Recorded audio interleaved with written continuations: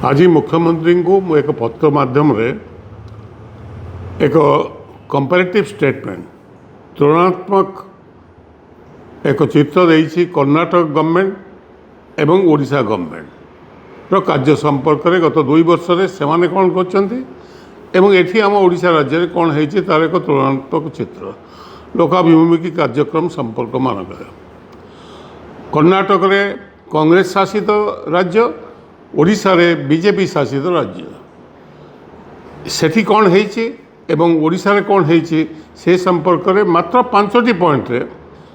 आपको व्याख्या कराई। आज ये प्रथम पत्र में मुख्यमंत्री को लिखी आ परवर्ती अवस्था रे अन्य विषय मध्य एक कंपैरेटिव स्टेटमेंट देवी। मैं आशा करुँची मुख्यमंत्री जदि या ठीक भाव देखिए तार जानीपारे जे ओडिशा विकास संपर्क जो चित्र से लोक दौरान बार बार से संपर्क से निजे अवगत हे जे अन्य राज्य मानक से केमती आगू जीवार लगी। प्रथम विषयटी है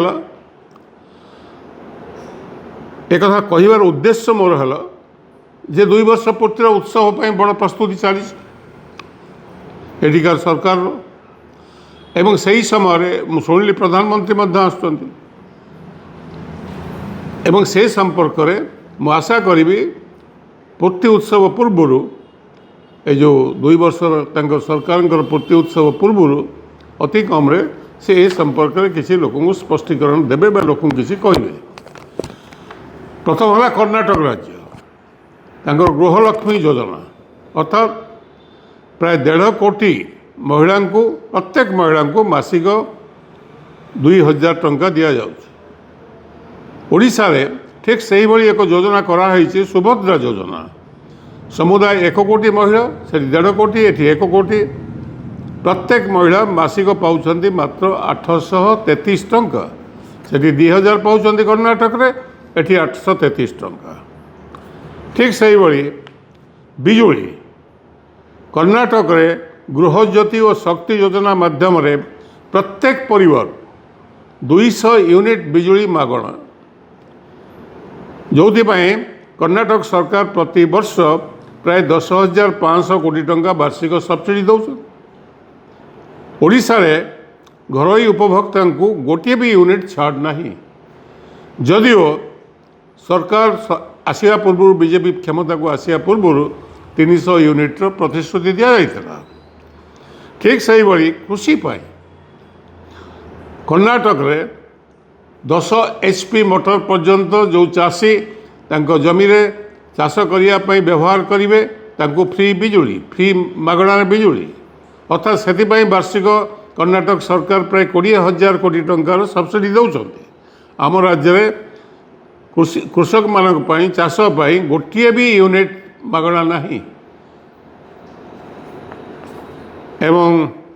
अन्य एक योजना है शक्ति प्रत्येक महिला राज्य मध्य मागणा बस यात्रा सुविधा कर्नाटक गवर्नमेंट देती जो वार्षिक प्राय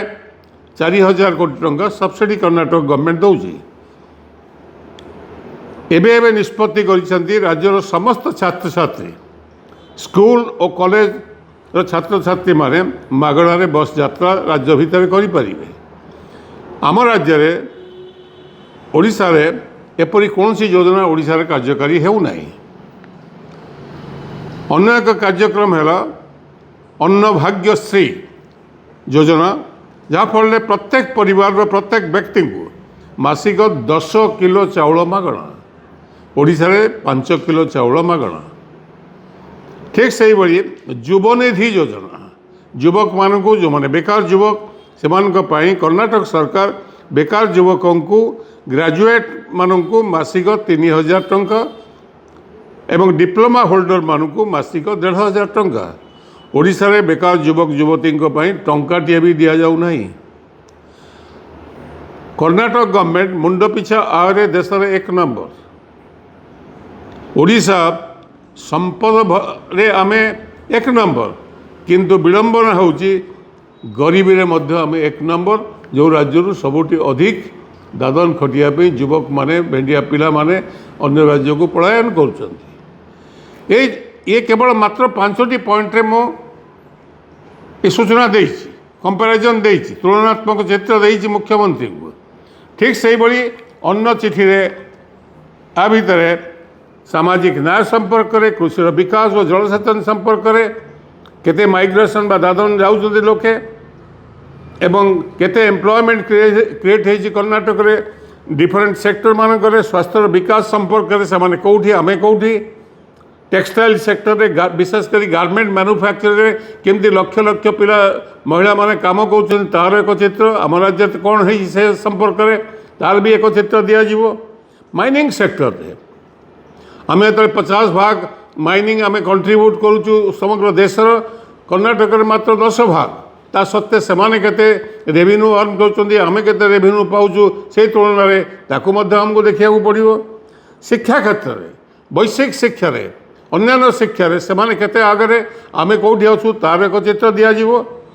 एवं विशेषकर मिनिमम वेज लेबर मान को केते से दौरान आम केते एठी दौचे तार भी एक चित्र दिज्व किंतु प्रथमतः ये 5टी विषय पर मु मुख्यमंत्री को एक चित्र देइछि एवं ओडिशावासी या अनुध्यान करेंगे से लगी मैं संवादपत्र मान को आर कॉपी पठे दूची